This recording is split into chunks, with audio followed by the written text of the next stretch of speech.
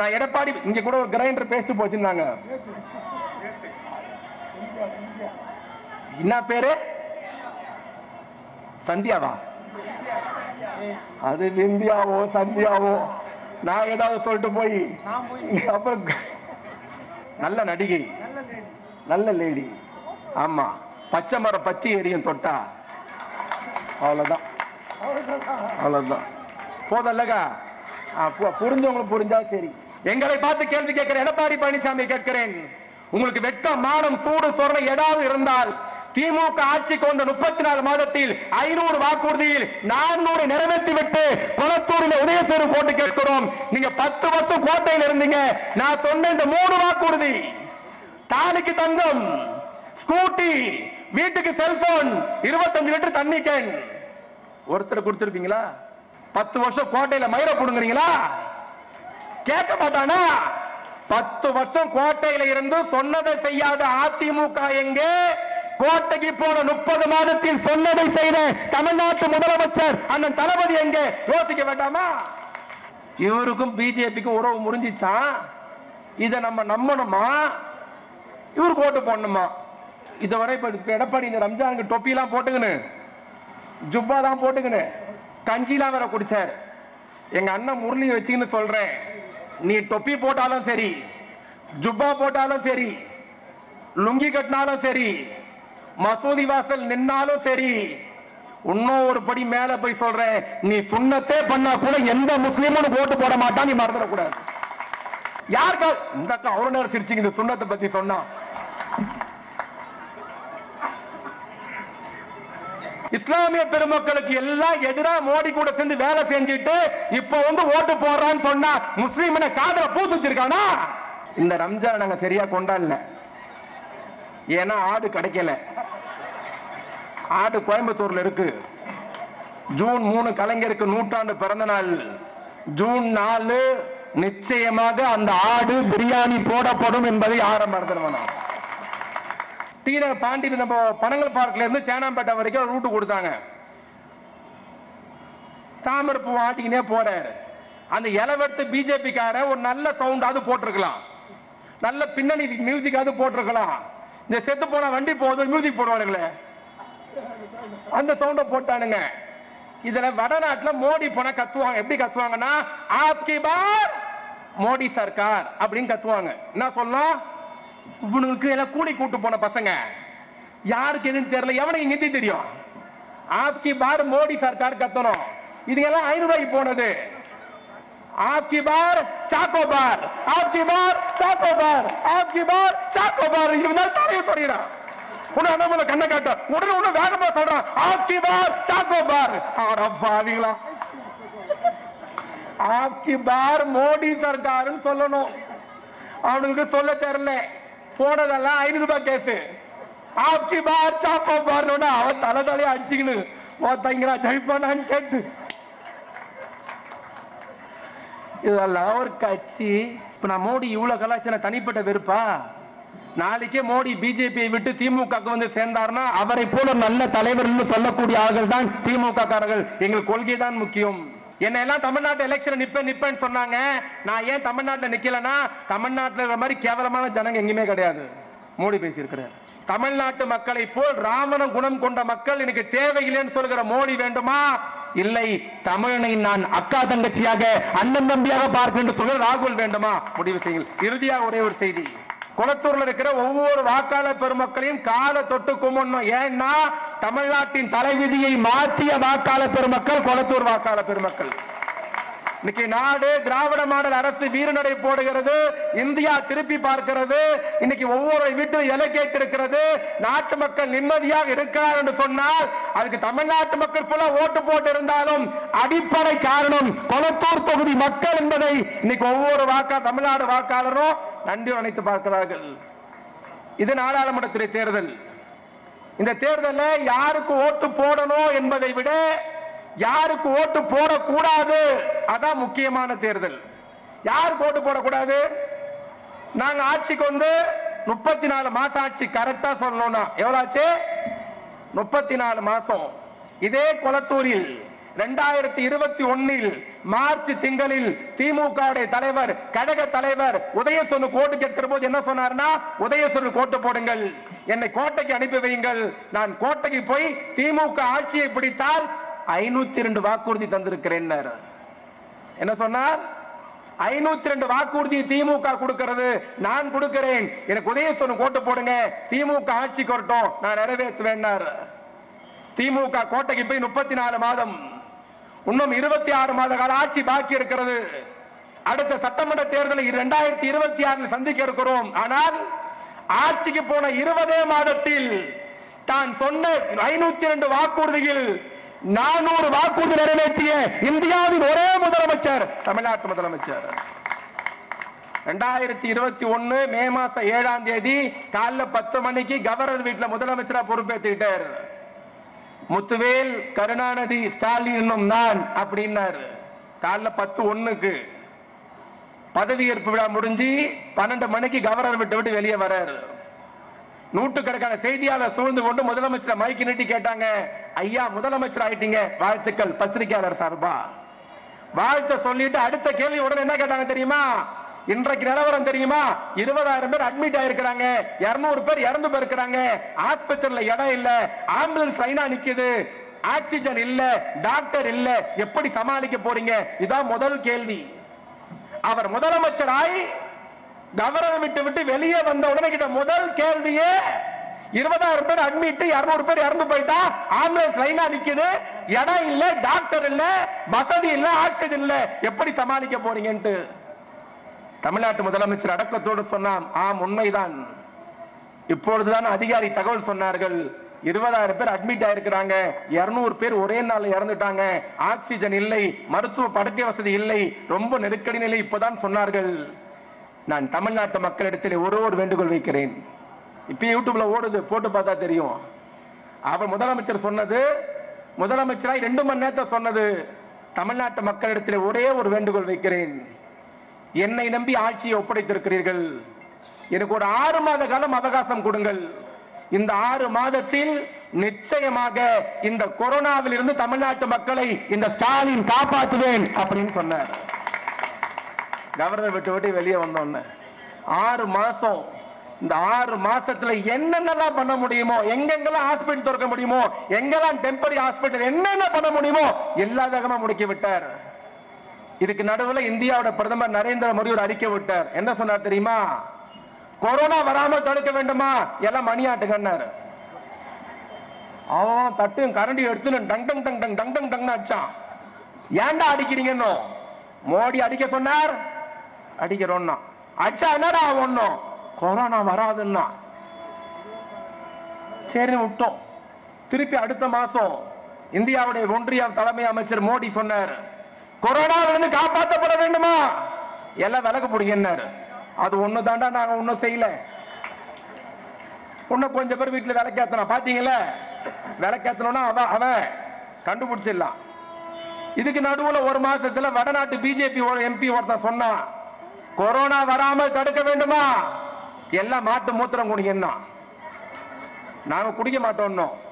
கொஞ்சம் பேர் குடிச்சானா இல்லையா கொரோனாக்கு. இதுக்கு நடுவுல மத்திய பிரதேச தொகுதி மாநிலத்துடைய போபால் தொகுதி எம்பி ஒரு பொம்பளை சாமியார் சொல்லிச்சு, கொரோனா வராமல் தடுக்க வேண்டுமா, எல்லாம் மாட்டு சாணம் சாப்பிடுங்க.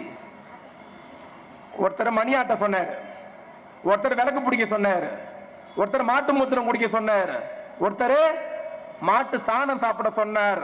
இன்று வரையில் வடநாட்டில் கொரோனா கட்டுப்பாட்டில் வரவில்லை. ஆனால் ஆட்சிக்கு வந்த 6 மாதத்தில் தமிழ்நாட்டில் 90% மக்களுக்கு தடுப்பூசியை செலுத்தி தமிழ்நாட்டு மக்களை காப்பாற்றிய தலைவன் தமிழ்நாட்டு முதலமைச்சர். அந்த 6 மாசத்துல தமிழ்நாட்டில் இருக்கிற எல்லா டிஸ்ட்ரிக்டும் போனார், எல்லா ஹாஸ்பிட்டலுக்கும் போனார். என்ன செய்தி ஏது செய்தியே தெரியாது, எங்கெல்லாம் டெம்பரரி ஹாஸ்பிட்டல் போறதே தெரியாது, எவ்வளவு ஆக்சிஜன் வாங்கவே தெரியாது, ஒரு உயிர் கூட போக கூடாதுன்னாரு. கோயம்புத்தூருக்கு போனார், பெரிய ஹாஸ்பிட்டல் மீட்டிங், 2 மணி நேரம் டாக்டர் கூட மீட்டிங் போடுறார். மீட்டிங் முடிஞ்சிருச்சு, கிளம்புறப்ப முதலமைச்சர் கேட்டாரா பெரிய டாக்டரை கூப்பிட்டு, கொரோனா பேஷண்ட்லாம் எங்க இருக்கிறாங்கன்ட்டு. பெரிய டாக்டர் சொல்லியிருக்கார் முதல் மாடியில் இருக்காங்கன்ட்டு. உடனே முதலமைச்சர் சொன்னாரா வாங்க போய் பார்க்கலான்ட்டு. பெரிய டாக்டர் அதிர்ச்சி ஆயிட்டாராம், வாங்க போய் பார்க்கலாமா, நீங்களாம் வரக்கூடாது, கொரோனா பார்த்தாலே பரவும், தும்புனா பரவும், தொட்டா பரவும். அது கிருமி நாசி நோய். நீங்க வரக்கூடாதுன்னு பெரிய டாக்டர் சொன்ன உடனே அப்படியாண்டு முதலமைச்சர் பயந்து ஓடல. அடுத்த கேள்வி தலைவன் கேட்டானா, நான் போனா தொட்டா பரவனா நீ எப்படி போய் ஊசி போடுறேன்னு கேட்டாராம். அந்த டாக்டர் சொன்னாரா, கொரோனா கிட்டுன்னு ஒண்ணு இருக்குங்கயா, ப்ளூ கலர்ல கோணி மாதிரி இருக்கும். அந்த கோணி மாதிரி இருக்கிற சட்டையை ட்ரெஸ் போட்டுக்கிட்டு தான் நாங்க கொரோனா வார்டுக்கு போய் பேஷண்ட்டுக்கு ட்ரீட்மெண்ட் தரோம்னு சொன்ன உடனே என் தலைவன் சொன்னானா, அந்த கிட்ட எனக்கும் கொண்டு வான்னு சொல்லி இந்தியாவிலேயே கொரோனா கிட்டை அணிந்து கொண்டு கொரோனா வார்டுக்கு போன ஒரே முதலமைச்சர் தமிழ்நாட்டு முதலமைச்சர். நான் பணிவோடு கேட்கிறேன், யாராவது கூட்டத்தில் கேட்டுக்கொண்டு போய் யாராவது ஒரு அதிமுக ஓட்டு நினைச்சிருந்தீங்கன்னா, எடப்பாடி பழனிசாமி முதலமைச்சர் இருந்தபோது 20 மாசம் கொரோனா உச்சகட்டத்தில் இருந்தது. 26,000 பேர் இறந்து போனார்கள். எடப்பாடி முதலமைச்சர் இருந்த பொழுது உச்சகட்டத்தில் கொரோனா இருந்தது. பெரியவர்களே, தாய்மார்களே, ஒரு மருத்துவமனைக்கு எடப்பாடி போயிருப்பாரா? ஒரு டாக்டர் கூப்பிட்டு பேசி இருப்பாரா? ஒரு முன்னேற்பாடு செய்திருப்பாரா? அப்படி செய்திருந்தா 26,000 பேர் செத்து போயிருப்பானா? கொரோனாவில் வீட்டை விட்டு வெளியே வராத எடப்பாடி பழனிசாமி எங்கே? கொரோனா வார்டுக்கே போன தமிழ்நாட்டு முதலமைச்சர் அண்ணன் தளபதி எங்கே? யோசிக்க வேண்டாமா? வர சொல்ல பார்த்த டிவியில எடப்பாடி பழனிசாமி பேசினுக்கிறாரு. பேசுறப்பதான் பார்த்தேன். இதுக்கு முன்னாடி எங்க சின்ன வயசுல பொட்டா மாஸ்டரா இருந்தார் போல இது டீ கடையில. நான் ஸ்டாலினை கேட்கிறேன், நான் உதயநிதி கேட்கிறேன், நான் திமுகவை கேட்கிறேன். நானும் இதுதான் தெரியாம தான் பண்றான்னு பார்த்து நேத்து வீடியோ போட்டு பார்த்தாலும் நேத்து சொல்றான். நான் ஸ்டாலினை, அவர் என்ன கேட்கிறாரு, ஸ்டாலின் தான் வராரு, விடியல் தான் தராருன்னு 2001 பாட்டு போட்டாங்களே, ஸ்டாலின் வந்தார் விடியல் தந்தாரா அப்படி எடப்பாடி கேட்டுக்கிறாரு. திமுக ஆட்சி வந்தால் கோரிக்கை தேர்தல் வாக்குறுதி நிறைவேற்றுவோம் சொன்னாங்களே, திமுக ஆட்சிக்கு வந்து 34 மாதமாக இருக்கிறது, சொன்னதை ஸ்டாலின் செய்தாரான்ட்டு யார் கேட்டிருக்கிறது? எடப்பாடி பழனிசாமி கேட்டுக்கிறார். நான் எடப்பாடி இங்க கூட ஒரு கிரைண்டர் பேசிட்டு போச்சுன்னாங்க. என்ன பேரு? சந்தியாவா? அது விந்தியாவோ சந்தியாவோ நான் ஏதாவது சொல்லிட்டு போய் அப்புறம் நல்ல நல்ல நடிகை, நல்ல லேடி. ஆமா, பச்சை மரம் பத்தி எரியும் தொட்டா, அவ்வளவுதான் அவ்வளவுதான் போதல்லக்கா. புரிஞ்சவங்களுக்கு புரிஞ்சா சரி. நான் என்ன சொன்னேன், நாங்க ஆட்சிக்கு வந்து திமுக ஆட்சி பொறுப்பேற்ற பிறகு, தமிழ்நாட்டின் முதலமைச்சரா தளபதி வந்த பிறகு நாங்க சொன்னதை செய்யுதுமா இல்லையா என்பதை நானோ அண்ணன் முரளியோ கரூர் முரளியோ பேசுறதை விட எதிரில் உட்கார்ந்து இருக்கிற ஒவ்வொரு தாய்மார்கள் தெரியும் தளபதி சொன்னதை செய்தாரா இல்லையான்ட்டு. நாங்க ஆட்சிக்கு வந்தோம், கொரோனாக்கு 4000 தருவோம் தந்தோம். நாங்கள் ஆட்சிக்கு வந்தோம், பொங்கலுக்கு 1000 ரூபாய் தந்தோம். நாங்கள் ஆட்சிக்கு வந்தோம், பொங்கல் பை கொடுத்தோம். இவ்வளவு பெரிய வெள்ளம் இன்னும் வீட்டுல இருக்குது, இவ்வளவு பெருசு. நாங்கள் ஆட்சிக்கு வந்தோம், பொம்பளை பிள்ளைங்க காலேஜுக்கு போனா மாசம் 1000 ரூபான்னு சொன்னோம். நாங்கள் ஆட்சிக்கு வந்தோம், முதியோர் பென்ஷனை 1000 ரூபாயில இருந்து 1200 ரூபாய் ஆக்கணும். நாங்கள் ஆட்சிக்கு வந்தோம், இன்னுயிர் காக்க 48 திட்டம் தந்தோம். நாங்கள் ஆட்சிக்கு வந்தோம், வீடு தேடி மருத்துவம் தந்தோம். நாங்கள் ஆட்சிக்கு வந்தோம், இல்லம் தேடி கல்வி தந்தோம். நாங்கள் ஆட்சிக்கு வந்தோம், நான் முதல்வன் திட்டம் தந்தோம். நாங்கள் ஆட்சிக்கு வந்தோம், பெரியவர்களே, தாய்மகளே, இந்தியாவிலே எங்கும் இல்லாத அளவிற்கு பேருந்தில் இலவசமா பயணிக்கலாம் என்ற சட்டத்தை, திட்டத்தை தமிழ்நாட்டு முதலமைச்சர் கொடுத்தார். நாங்க 400 பண்ணோம், சிம்பிளா 10 சொல்லியிருக்கிறேன். 10 ஞாபகம். அதுலயும் பாத்தீங்கன்னா இதை நான் ரொம்ப சர்வசாதாரணமா சொல்லிட்டேன், பேருந்தில் பெண்கள் இலவசமா பயணிக்கலான்ட்டு. அந்த திட்டம் சாதாரண திட்டமா?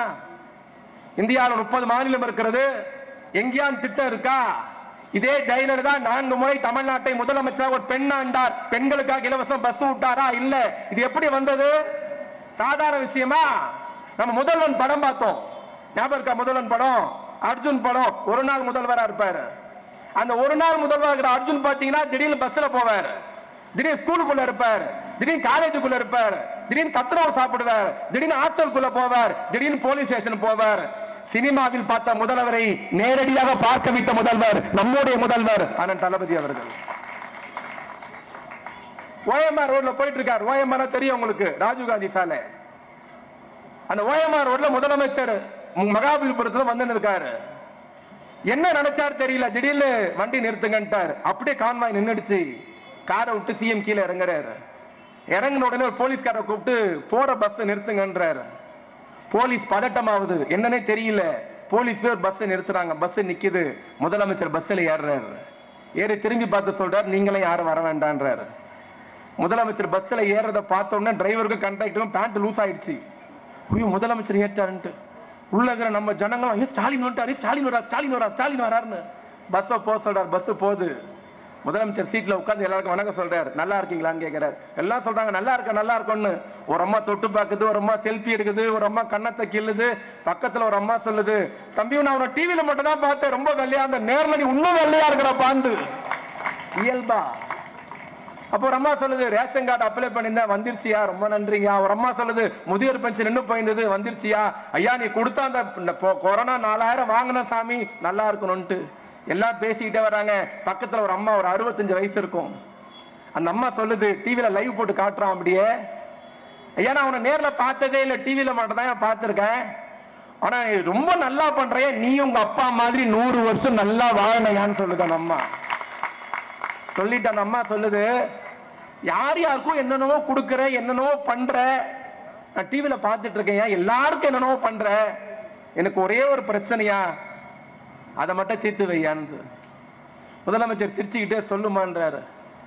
முதல்ல என் வீடு டி நகர் ஓரமா, காவா பஸ் ஸ்டாண்டு ஓரமா, காவா ஓரமா குடிசையில இருந்தேன். டி நகர் காவா ஓரமா ஒரு குடிசையில இருந்தேன். இந்த குடிசையை எடுத்துட்டாங்க, பரவாயில்லையா. முதல்ல காவா ஓரமா குடிசையில இருந்தேன், இந்த குடிசையை எடுத்துட்டு இப்போ நீ வந்த பிறகு ஹவுசிங் போர்ட்ல வீடு கொடுத்தாங்க, நல்லா இருக்கிறேன். நான் முதல்ல டி நகர்ல இருந்தேன், அப்புறம் ஐரோட்ல வேலை செஞ்சுட்டு இருந்தேன், மாசம் 6000 ரூபாய் சம்பளம் கொடுத்துட்டு இருந்தாங்க. நடந்தே போவேன், ஏன் காலைல சாயங்காலம் 10 பாத்திரம் தேய்ச்சிட்டு வீட்டை பெருக்கி தொடச்சிட்டு அந்த வீட்லயே சாப்பிட்டுட்டு 6000 வாங்கிட்டு வந்துடுவோம் மாசம். ஆனா இப்ப எனக்கு வீடு கண்ணகி நகர்ல கொடுத்துட்டாங்க. நான் டெய்லி ஐரூட்டுக்கு வேலைக்கு பஸ்ல தான் போறேன், இப்ப கூட வேலைக்கு தான் போறேன். நான் கண்ணகி நகர்ல பஸ் ஏறி டி நகர்ல இறங்குறேன், டி நகர்ல ஏறி கண்ணகி நகர்ல இறங்குவேன். எனக்கு மாச சம்பளம் 6000 ரூபாய். எனக்கு ஒரு மாசத்துக்கு பஸ்ஸுக்கு 1000 ரூபாய் ஆகுதியா. யார் யாருக்கும் என்னென்னமோ பண்ற, மகராசனி நல்லா இருப்ப, இதுக்கு ஏதாவது பண்ணியான்ட்டு அந்த அப்பா ரொம்ப வெகுளித்தனமா ஏதோ பக்கத்து வீட்டுக்காரன பேசுற மாதிரி பேசுது. முதலமைச்சர் எல்லாத்தையும் சிரிச்சுக்கிட்டே கேட்டுட்டு, சரிம்மா நான் பாக்குறேன் அப்படின்றாரு. அடுத்த ஸ்டாப் வருது, பஸ் விட்டு கீழே முதலமைச்சர் இறங்கிடுறாரு. இதுல என்ன பெரிய விஷயம் தெரியுமா, டி நகர் பஸ் ஸ்டாண்ட்ல இறங்கி அந்த அம்மா ஐரூட்டுக்கு வேலைக்கு போறதுக்குள்ள கார்ல என முதலமைச்சர் கோட்டைக்கு போய் உத்தரவு போடுறார், இனி பெண்கள் பஸ்ஸிலே டிக்கெட்டே வாங்க வேண்டாம் என்று ஒரு தாய்மாருடைய வேண்டுகோள். ஒரு அம்மா சொல்லிடுச்சு, சொல்லாத எவ்வளவு அம்மாங்க இருக்காங்க, எவ்வளவு பேர் வேலைக்கு போறாங்க, எவ்வளவு பேர் குடும்பத்தை காப்பாத்துறாங்க. அத்தனை பேர் வாழ்க்கையிலும் விலக்கேற்றிய தலைவன் தமிழ்நாட்டு முதலமைச்சர் அண்ணன் தளபதி அவர்கள். ஸ்டாலின் தான் வந்தாரு, விடியல் தந்தாரன், வெக்கமே இல்லாத கேட்கிறேன். எடப்பாடி பழனிசாமி கேட்கிறேன், இதுக்கு பேர் என்ன? நான் சொன்ன 10 சொல்லிட்டேன். 2016 அதிமுக நின்ற போது 400 வாக்குறுதி எடப்பாடி பழனிசாமி கொடுத்தார். என்ன சொன்னார் தெரியுமா? அதிமுக ஓட்டு போடுங்கள், எங்களுக்கு ஓட்டு போட்டால் வேலைக்கு போற பெண்களுக்கு ஸ்கூட்டி தருவோம் 1, எங்களுக்கு ஓட்டு போடுங்கள் வீட்டில் இருக்கிற தாய்மார்களுக்கு செல்போன் தருவோம் 2, எங்களுக்கு ஓட்டு போடுங்கள் ஒவ்வொரு வீட்டுக்கும் 25 லிட்டர் தண்ணி கேன இலவசமா தருவோம் 3. 400 சொன்னார்கள், நான் 3 சொல்லியிருக்கிறேன். எங்களை பார்த்து கேள்வி கேட்கிறேன், எடப்பாடி பழனிசாமி கேட்கிறேன், உங்களுக்கு வெட்க மானம் சூடு சொரணை ஏதாவது இருந்தால் திமுக ஆட்சிக்கு வந்த 34 மாதத்தில் 500 வாக்குறுதியில் 400 நிறைவேற்றி விட்டு கொளத்தூரில் உதயசூர் போட்டு கேட்கிறோம். நீங்க 10 வருஷம் கோட்டையில் இருந்தீங்க. நான் சொன்ன இந்த 3 வாக்குறுதி, தாலிக்கு தங்கம், ஸ்கூட்டி, வீட்டுக்கு செல்போன், 25 லிட்டர் தண்ணி கேன், ஒருத்தர் கொடுத்திருப்பீங்களா? திமுக காரனுக்கு வேணாம், காங்கிரஸ்க்கு வேணாம், திருமாவளவன் கட்சிக்கு வேணாம், மதிமுக வேணாம், விடுதலை சிறுத்தைக்கு வேணாம். உனக்கு ஓட்டு போட்டவங்க போட்டியா? 10 வருஷம் கோட்டையில மயிரை புடுங்குறீங்களா? கேட்க மாட்டானா? 10 வருஷம் கோட்டையில இருந்து சொன்னதை செய்யாத அதிமுக எங்கே? கோட்டைக்கு போன 30 மாதத்தில் சொன்னதை செய்த தமிழ்நாட்டு முதலமைச்சர் அண்ணன் தளபதி எங்கே? யோசிக்க வேண்டாமா? இதுல வேற எடப்பாடி சொல்றாரு, தமிழ்நாட்டு மக்களே, நான் பாஜகவோடு உறவை முடித்துக் கொண்டேன். எனக்கும் நரேந்திர மோடிக்கும் உறவில்லை, எனக்கும் பிஜேபிக்கு உறவில்லை. ஆகவே இஸ்லாமிய பெருமக்களும் கிறிஸ்தவ பெருமக்கள் எனக்கு ஓட்டு போடணும்ட்டு கேட்கிறவன் கேனேன்னு தெரிஞ்சா கேஆர் விஜயா கொண்டையில கேடிவி தேர்தல் வந்தாலும் இவருக்கும் பிஜேபிக்கும் உறவு முறிஞ்சிச்சான். இதை நம்ம நம்பணுமா, இவருக்கு ஓட்டு போடணுமா? இதுவரை எடப்பாடி இந்த ரம்ஜானுக்கு தொப்பிலாம் போட்டுக்கின்னு ஜுப்பாலாம் போட்டுக்கின்னு கஞ்சிலாம் வேற குடிச்சார். எங்க அண்ணன் முரளி வச்சுக்கின்னு சொல்றேன், நீ தொப்பி போட்டாலும் சரி, ஜுப்பா போட்டாலும் சரி, லுங்கி கட்டினாலும் சரி, மசூதி வாசல் நின்னாலும் சரி, இன்னும் ஒரு படி மேல போய் சொல்றேன், நீ சுண்ணத்தே பண்ணா கூட எந்த முஸ்லீமும் ஓட்டு போட மாட்டான். நீ மறந்துடக்கூடாது.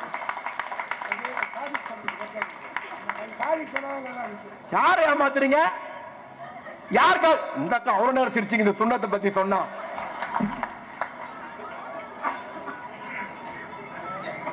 சிஏ சட்டம் வந்தது, மோடிக்கு ஓட்டு போட்டீங்க. என்ஆர்சி சட்டம் வந்தது, மோடிக்கு ஓட்டு போட்டீங்க. முத்தலக் தடை சட்டம் வந்தது, மோடிக்கு ஓட்டு போட்டீங்க. காஷ்மீர் 370 வந்தது, மோடிக்கு ஓட்டு போட்டீங்க. இஸ்லாமிய பெருமக்களுக்கு எல்லாம் எதிராக மோடி கூட சேர்ந்து வேலை செஞ்சுட்டு இப்ப வந்து ஓட்டு போடுறான்னு சொன்னா முஸ்லீம் காதல பூசு வச்சிருக்கானா? இந்த நடுவுல இந்த அண்ணாமலை ஒருத்தர் இருக்காயா?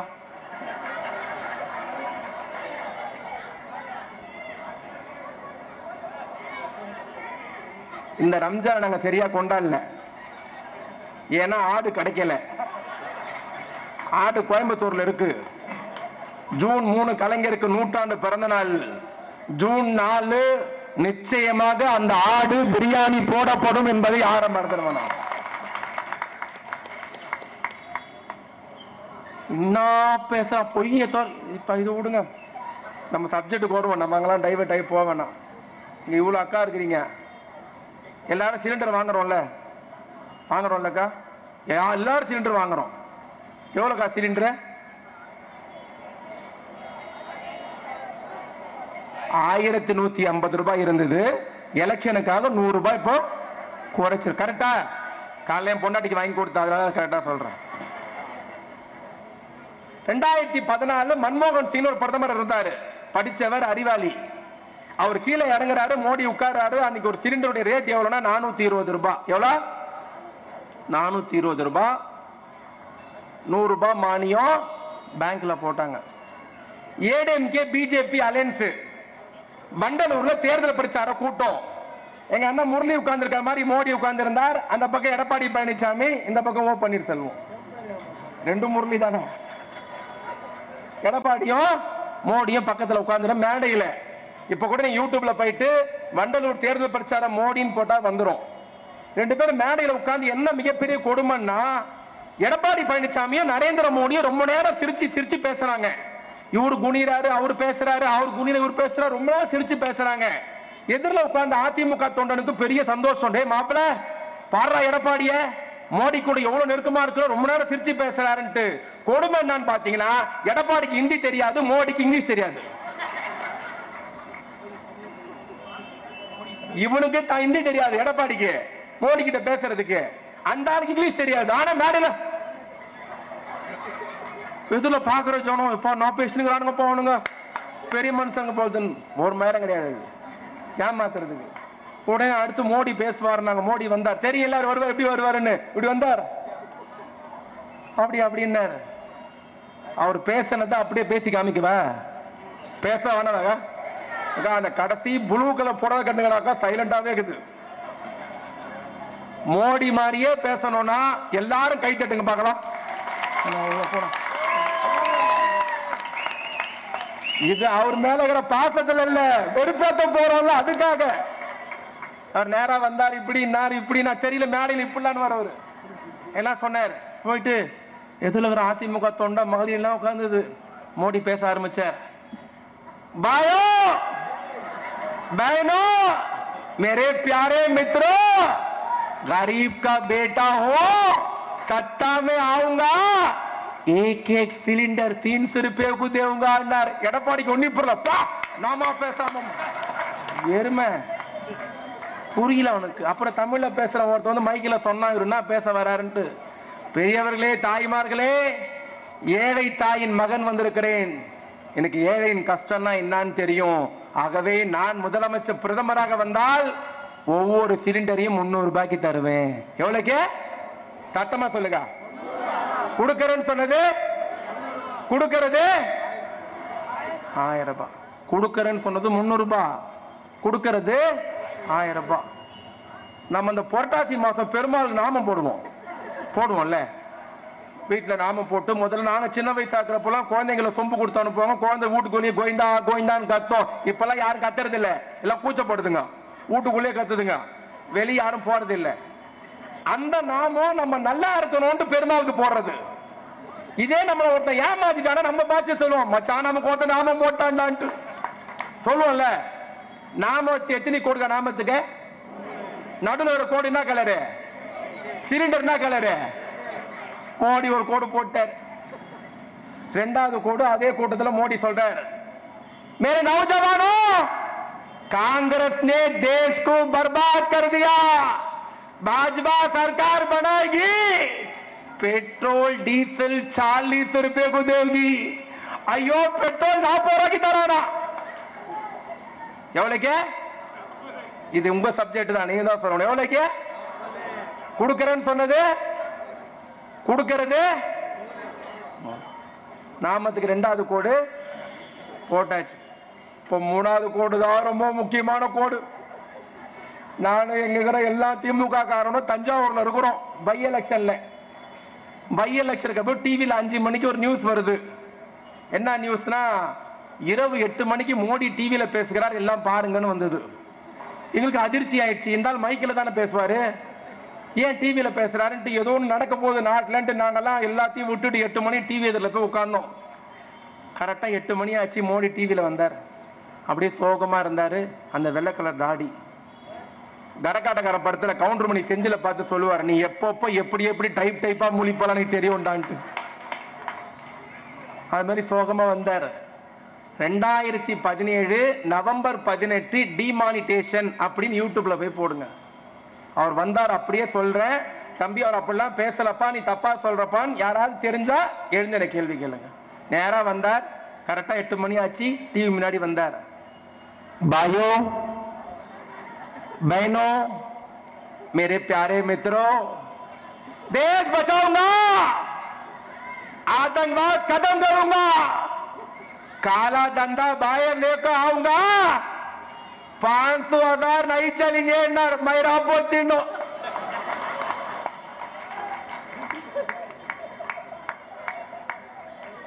நாட்டை காப்பாற்றணும், தீவிரவாதத்தை ஒழிக்கணும், கருப்பு பணத்தெல்லாம் வெளியே கொண்டு வரணும். ஆகவே இன்னைக்கு நைட்டு 12 மணிலிருந்து 500,000 செல்லாது சொன்னாரா இல்லையா? அவர் சொன்ன உடனே ஒரு அக்காக்கு அதிர்ச்சி ஆயிடுச்சு. வீட்டுக்காரருக்கு தெரியாம 2 500 நோட்டு கருவி டப்பால வச்சிருந்தேன், நாசமா போனவன் செல்லாதுன்ட்டான். அது கூட கிளைமேக்ஸ் இல்ல, அதை முடிச்சிட்டு சொன்னதான் பெரிய கிளைமேக்ஸ். मेरे बहन बहनों, मोदी पर भरोसा करो, मोदी पर 40 दिन में पूरा काला धंधा लेकर आऊंगा, एक के अकाउंट में 15 लाख डालूंगा. ஐயோ 5 லட்சம் போடுறானா? அவ்வளவுதான். எங்க வீட்டான சந்திராக்கான ஒரு அக்கா வந்தது. நேரா வந்து, தம்பி மோடி 5 லட்சம் போடுறாரா, அந்த 5 லட்சம் போட்டாருன்னா முதல்ல எதிர் வீட்டு செல்வி வாங்கணும், அதே நானே வாங்கணும்ச்சு. போன மாசம் வீட்டுக்காரர் செத்தே போயிட்டான், தாலியா அறுந்துருச்சு. நானே கோயா நாமத்துக்கு 3வது கோடு போட்டாரா? இப்ப நாம போட்டா என்ன சொல்லணும்? சத்தமா, மோடி ஆட்சிக்கு மயிரில் கூட ஜெயிக்க மாட்டானுங்க. இவ்வளவு கோயிந்தா போயிட்டு இங்க ஒருத்தர் வக்கீல் சுத்தினுங்கிறாரு. எங்க தென்செல்லையில் ஒரு அம்மா நிக்குது, தாமரை மலர்ந்தது. அதுக்கு எட்ல அதுக்கு தாமரை மலர்ந்தது, திரும்பி தாமரை. இன்னைக்கு சொல்லி எழுதி வச்சுக்கோ, அமித்ஷா தலையிலே மயிர் முளைத்தாலும் முளைக்குமே தவிர தமிழ்நாட்டில் தாமரை மலராது என்பதை நீ மறந்துவிடக் கூடாது. காட்ட கதை விடுறீங்க. என்னடா நினைச்சுக்கிறீங்க? இன்னைக்கு லைலா காலேஜ் கருத்து கணிப்பு வெளியிட்டு இருக்கிறான். எல்லாம் பெரிய சந்தோஷமா. வேண்டாம்னா தமிழ்நாட்டில் 40 தொகுதியில் திமுக 50% வாக்குகளை பெற்று அமோக வெற்றி பெறும். லைலா கல்லூரி. அதிமுக 20% ஓட்டுகளை பெறும். பாஜக 3% ஓட்டுகளை தான் தமிழ்நாட்டில் பெறும். இதுல வேற அமித்ஷா இவரு Narendra Modi road show வந்துக்கிறார். Road show எங்க தெரியுமா? ரோட் ஷோ என்னது? பை கார், இந்த கார்ல இதுல ஆட்டோல ஊர்வலமா போறது. டீநகர் பாண்டி நம்ம பனங்கல் பார்க்ல இருந்து தேனாம்பேட்டை வரைக்கும் ரூட்டு கொடுத்தாங்க. தாமரப்பூ ஆட்டிக்கினே போறாரு. அந்த இலவெடுத்து பிஜேபி கார ஒரு நல்ல சவுண்டாவது போட்டிருக்கலாம், நல்ல பின்னணி மியூசிக்காவது போட்டிருக்கலாம். இந்த செத்து போன வண்டி போகுது மியூசிக் போடுவானுங்களே, அந்த சவுண்ட போட்டானுங்க. இதுல வடநாட்டுல மோடி போனா கத்துவாங்க. எப்படி கத்துவாங்கன்னா, ஆப்கி பார் மோடி சர்க்கார் அப்படின்னு கத்துவாங்க. என்ன சொல்லணும்? இவனுக்கு எல்லாம் கூலி கூட்டு போன பசங்க, யாருக்கு எதுன்னு தெரியல, எவனுக்கு இங்க தெரியும்? ஆப்கி பார் மோடி சர்க்கார் கத்தணும். இதுங்கெல்லாம் 5 ரூபாய்க்கு போனது. ஆப்கி பார் சாக்கோ பார், ஆப்கி பார் சாக்கோ பார், ஆப்கி பார் சாக்கோ பார். இவனால தலையை சொல்லிடுறான். திருப்பி அண்ணாமலை பாக்குறான், என்னடா சொல்றாரு உனக்கு? உன்ன அண்ணாமலை கண்ணை காட்ட உடனே வேகமா சொல்றான், ஆப்கி பார் சாக்கோ பார். பாவீங்களா? ஆப்கி பார் மோடி சர்க்கார் சொல்லணும். அவனுக்கு சொல்ல தெரியல. போனதெல்லாம் 5 ரூபாய் கேஸ். அதுங்கெல்லாம் போய் ஆப்கி பார் சாக்கோ பார் அவன் தலை தலையா அடிச்சுக்கணு தங்கிரா ஜெயிப்பானான்னு கேட்டு. இதெல்லாம் ஒரு கட்சி. எங்களுக்கு எதிரில் வேட்பாளரே கிடையாது தெரியுமா? கிரவுண்ட்ல நாங்க மட்டும் தான் தனியா நிக்கிறோம். பால நாங்களே அடிச்சுக்கிறோம், கோபம் நாங்களே அடிச்சுக்கிறோம், ரன்னை நாங்களே போட்டுக்கிறோம். யோசிக்க வேணாமா? என்ன மோடிக்கு எங்களா தனிப்பட்ட பகையா? இதுல வேற பிஜேபி காரன் பார்த்தீர்களா? அமித்ஷா போல் தமிழ் பேச முடியுமா? அது மயக்கமா வந்துச்சு எனக்கு. அமித்ஷா எப்படா தமிழ் பேசினாருன்ட்டு உடனே யூடியூப் செக் பண்ணேன். எப்ப தமிழ் பேசினாருன்னு இதுல போய் பேசுகிறார் அமித்ஷா திருநெல்வேலியில. பெரியவர்களே, தாய்மார்களே, நாம ஊர் மேலே போதுன்னாரு. அவன் ஓடிய போயிட்டான் மைக்கார. ஊருக்கு போறாரா? இதாடா தமிழ் பேசுறது. உடனே சொல்றான், பார்த்தீர்களா அமித்ஷா மோடி எப்படி தமிழ் வளர்க்கிறார்கள்? இவங்க கிட்ட போனா நம்ம நல்லா இருப்போம்ட்டு. நம்ம ஊருக்கு போவோம், பரிச்சை லீவுக்கு சொந்த ஊருக்கு போவோம்.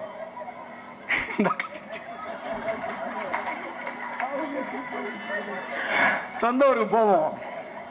போனா நம்ம அக்காவோ தங்கச்சியோ தாத்தி யாரோ ஒருத்தர் போனா என்ன பண்ணுவாங்க? பரிச்சை லீவு வந்துக்கிறாங்க பசங்க நல்லா இருக்கணும்னு நாட்டுக்கோழி அடிச்சு குழம்பு வைப்பாங்க. ஊர்ல எல்லாம் கிராமத்துல அதானே, தோட்டத்துல கோழி இது போய் போடுறான்னு பையனை சொல்லுவாங்க. பையன் போய் எப்படி கோழியை பிடிப்பான்? செல்போன்ல நம்பர் போட்டு கமாண்ட் வந்துருமா? அது வராது. கோழி எப்படி பிடிப்பான்? போய் தோட்டத்துல பப்பனுவான். கோழி நினைச்சுக்குமா நம்ம ஜாதிக்கார யாரும் வந்துக்கிறான், நம்மள மாதிரியே பேசுறான், இவங்கிட்ட போனா நம்ம சேஃபா கொண்டு கோழி மாட்டிச்சுன்னா அது எங்க இருக்கும்? குக்கர்ல தான் இருக்கும். அது மாதிரி அமித்ஷா தமிழ் பேசுறாரு, நம்ம அவர்கிட்ட போனா நம்ம எங்க இருப்போம்? பிச்சை தான் எடுக்கணும். உண்மை. இப்ப நான் மோடி இவ்வளவு கலாச்சார தனிப்பட்ட வெறுப்பா? நாளைக்கே மோடி பிஜேபியை விட்டு திமுக வந்து சேர்ந்தார்னா அவரை போல நல்ல தலைவர்கள் சொல்லக்கூடிய ஆள்கள் தான் திமுக காரர்கள். எங்கள் கொள்கை தான் முக்கியம். நாங்க செக்குலரிசம், மதச்சார்பற்ற பார்ட்டி, சமூக நீதி பேசுற கட்சி. அவர் அந்த கட்சி இல்ல. நாளைக்கே மோடி திமுக மேல வந்து சமூக நீதி பேசுறாருன்னா அவரே வாழ்கன்னு சொல்லுவோம். எங்கள் கொள்கை தான் முக்கியம். ஆனா என்ன பிரச்சனை? இப்போ என்ன பண்ணிருக்கிறார் மோடி? வெளியூருக்கு ட்ரெயின் போறோம்ல, யாரெல்லாம் வெளியூர் போவீங்க? ட்ரெயின்ல கை தூக்குங்க. ட்ரெயின்ல போறவங்க 2014 மன்மோகன் சிங் இருந்த வரைக்கும் 60 வயசு மேல இருந்து ட்ரெயின்ல போய் டிக்கெட் வாங்கினா சீனியர் சிட்டிசன் 40% தள்ளுபடி இருந்தது. இன்னைக்கு அந்த தள்ளுபடி இல்ல. மோடி ஆட்சிக்கு வந்தார், சீனியர் சிட்டிசன் இல்லைன்ட்டார். குழந்தைய கூப்பிட்டு ட்ரெயின்ல ஏறணும்னா 10 வயசு வரைக்கும், 2 வயசுல இருந்து 10 வயசு வரைக்கும் அரை டிக்கெட் தான், ஃபுல் டிக்கெட் கிடையாது. மோடி ஆட்சிக்கு வந்தார், வயிற்றுல இருக்கிற பிள்ளைக்கும் டிக்கெட் வாங்கணும்னு சொல்லிட்டாரு. போச்சு. நம்ம இப்ப இது வாங்குறோம், கேபிள் டிவி ஃபீஸ் கட்டுறீங்களா? கேபிள் டிவிக்கு எவ்வளவு கட்டுறீங்க? 300 ரூபாய். கரெக்டா? மன்மோகன் சிங் ஆட்சியில் 75 ரூபாய். எவ்வளவு? இது ஒரு பெரிய கொடுமை. கேளுங்க, நாங்க எலெக்ஷனுக்கு ஆட்சிக்கு வந்தா மாசம் 1000 ரூபாய் குடும்ப தலைவிக்கு தரோம் சொன்னோம்ல. சொன்னமா இல்லக்கா? ஒரு வருஷம் எங்களால கொடுக்க முடியல. ஏன் கொடுக்க முடியலன்னா 10 மாசம் கொரோனா, 2 மாசம் மழை, 6 மாசம் கஜானால பணம் இல்லை. இந்த 1.5 வருஷத்துக்குள்ள இங்க இருக்கிற எந்த திமுக காரன் கல்யாணத்துக்கு போனாலும், காது குத்த போனாலும், இழ வீட்டுக்கு போனாலும், எங்க போனாலும் எங்களை பார்த்து தாய்மாரெல்லாம் கேட்கறது எப்ப தருவீங்க? இல்லம்மா கொரோனாக்கு 4000 கொடுத்தோம், அது கொடுத்தீங்க, இது எப்ப தருவீங்க? இல்லம்மா இந்த குழந்தை பொம்பளை பிள்ளைக்கெல்லாம் 1000 ரூபாய் தரும், அது என் பொண்ணுக்கு, இது எப்ப தருவீங்க? இல்லம்மா முதியோர் பென்ஷன் 1200 ஆக்கிட்டோம், அது என் மாமியாருக்கு, இது எப்ப தருவீங்க? நம்ம பொங்கலுக்கு 1000 ரூபாய் கொடுத்தோம், அது பொங்கல் கொண்டாடிட்டோம், இது எப்ப தருவீங்க? இது எப்ப தருவீங்க, எப்ப தருவீங்க, எப்ப தருவீங்கன்னு எங்ககிட்ட கேட்டு, எங்களுக்கு கேட்டதோ இல்லையோ, நாட்டை ஆண்டு கொண்டிருக்கிற மகராசனு கேட்டது. செப்டம்பர் மாசம் 15ஆம் தேதி 1,05,00,000 குடும்பத்திற்கு மாதா மாதம் 1000 ரூபாய் தருகிற திட்டத்தை தமிழ்நாட்டில் 6 கோடி பேருக்கு அக்கௌண்ட்ல போட்டாரு. காலை 6 மணிக்கு எங்க வீட்டு ஒரு அக்கா கது தொட்டுது. 6:30 மணிக்கு முடியும், கேளுங்கதா, 6:30 மணிக்கு கதவு தொட்டது. காலையிலேயே ஏஞ்சி போய் கதவை திறந்து என்ன காண, உங்க தலைவர் ரொம்ப மோசம், இது சொல்றதுக்கு 6:30 மணிக்கு வந்த என்ன, எல்லாருக்கும் 1000 ரூபாய் போட்டுக்கிறாரு, எனக்கு மட்டும் 400 ரூபாய் போட்டுக்கிறாரு. இது என்னடா வம்பா போச்சு, எல்லாருக்கும் 1000 இல்ல பாருச்சு, அந்த புக்ல 400 ரூபாய் தான் பேலன்ஸ் இருந்தது. எனக்கு இது தெரியல, இதை பத்தி எதுவும் தெரியல, 10 மணிக்கு வா பேங்க் மேனேஜர் போய் கேட்போன்னு. கரெக்டா 10 மணிக்கு வந்துருச்சு. அது பேங்க் மேனேஜர் போன, யோ ஆனா ஒரு 5 நிமிஷம் இருங்கண்ணே,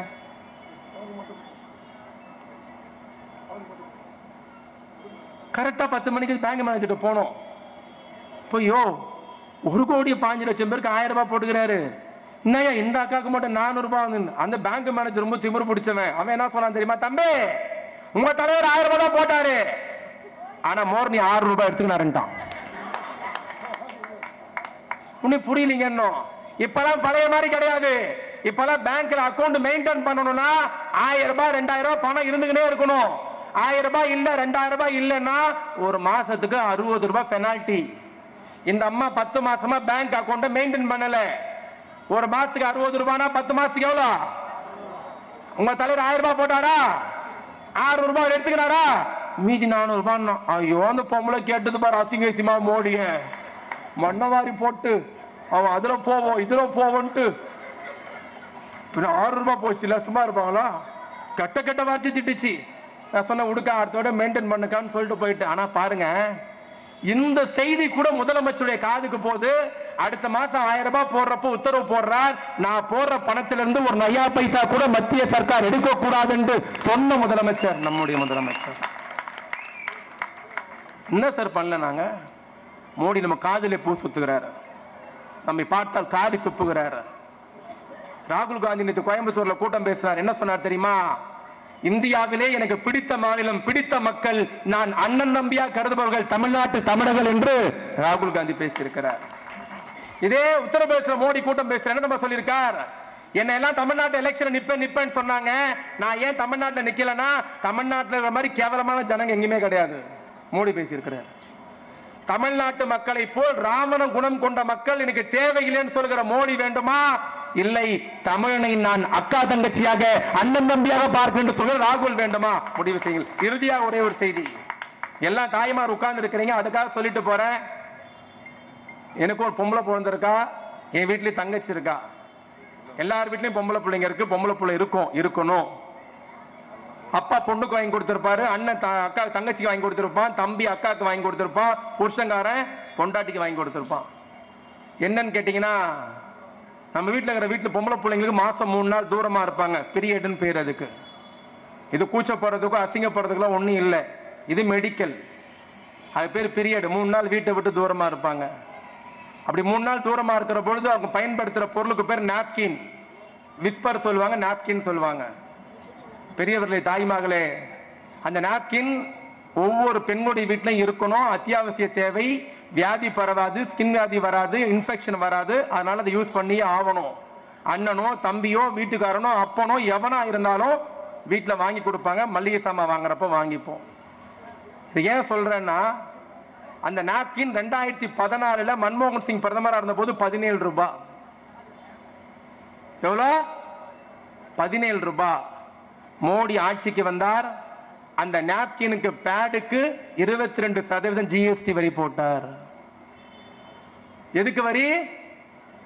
பெண்கள் அத்தியாவசிய பொருளாக, அவசிய பொருளாக தேவையாக இருக்கிற நாப்கினுக்கு 22% ஜிஎஸ்டி வரி. 17 ரூபாய் வித்த நாப்கின் இன்னைக்கு 45 ரூபாய். நான் இங்க உட்கார்ந்து இருக்கிற எல்லாரையும் பணிவோடு கேட்பது, உங்க வீட்டு பொம்பளை புள்ள காலேஜுக்கு போனா 1000 ரூபாய் தருகிறாரே ஸ்டாலின், அவர் வேண்டுமா?